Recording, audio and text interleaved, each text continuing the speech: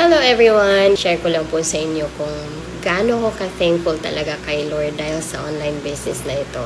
Kasi dati, 4:30 in the morning, gising na ako. Tapos nagmamadali, mag-aayos, magpiprepare para sa pagpasok, pagpiprepare ng anak ko, yung magbabantay sa kanya. Pero ngayon, nagigising na ako ng late kung ano yung oras na gusto kong gising. Like kanina, gumising ako ng 9 o'clock in the morning. Pero syempre, pag may pasok yung anak ko sa school, gumigising ako ng 6:30. So, 6:30 in the morning, kasi piprepare ko pa siya.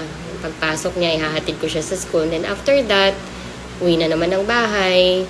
At kapag ka inantok, pwede akong matulog anytime. Siguro kung hindi ako pumasok sa online business na ito, siguro nasa full-time job pa rin ako. Yung full-time job, tas overtime, hindi sapat yung kinikita, padala sa pamilya sa Pilipinas, daming bayarin, utang sa credit cards, ang dami.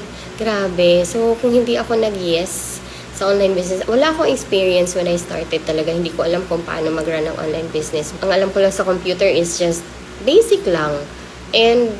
Pero pinag-pray ko lang kay Lord. Sabi ko, Lord, kung para sa akin tong business na to, please allow me to join this business. And He gave me that courage, that confidence to join this business. And nagtiwala lang ako sa guidance niya talaga.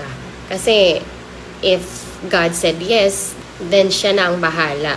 Bahalang mag-guide sa'yo. Of course, we have that training site na everything is there naman, na pag-aaralan, and very easy to follow naman yung training site natin. Pero iba pa rin talaga yung may guidance si Lord sa lahat ng ating ginagawa. So yun, doon ako nagtiwala talagang. Sabi ko, Lord, you said yes naman na mag-join ako dito sa online business na to. So ipagkakatiwala ko sa iyo ang lahat. So yun, I thank God, 2018 ako nag-join dito sa business na ito. 2018 din ako nakapag-quit sa full-time job ko. So, I've been in the business for 8 years. So, dun po sa mga maraming interested talaga at gusto pang magkaroon ng extra income. Pero, I don't know why they're still skeptical. Pwede naman talagang i-try eh.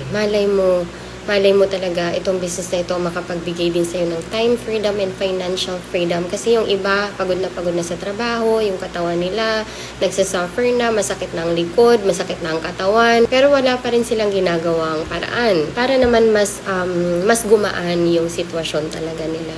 So, itong business na to, akala ko okay na sa akin, na kumita ng 3,000 a month, 5,000 a month, but grabe naman ang binibigay. Mas malaki pa talaga nun sa sinabi kong amount. So yun, kung marami kayong may mga challenges sa buhay, especially yung financial situation nyo ay hindi naman talaga enough, pwede nyo po talagang subukan. I-watch nyo yung free webinar namin. So, dun po sa webinar namin, dun nyo po mapapanood kung paano po kumita sa business na ito. So, it's just 90 minutes po kung i-spend nyo yun sa panunood ng webinar namin na nakatulong sa akin, hindi lang sa akin, yung sa mga marami pang, when you join the business, you can see a lot of people here na nabago talaga yung sitwasyon nila sa buhay dahil sa business na to. So, yun po, maraming salamat talaga kay Lord dahil sa business na ito.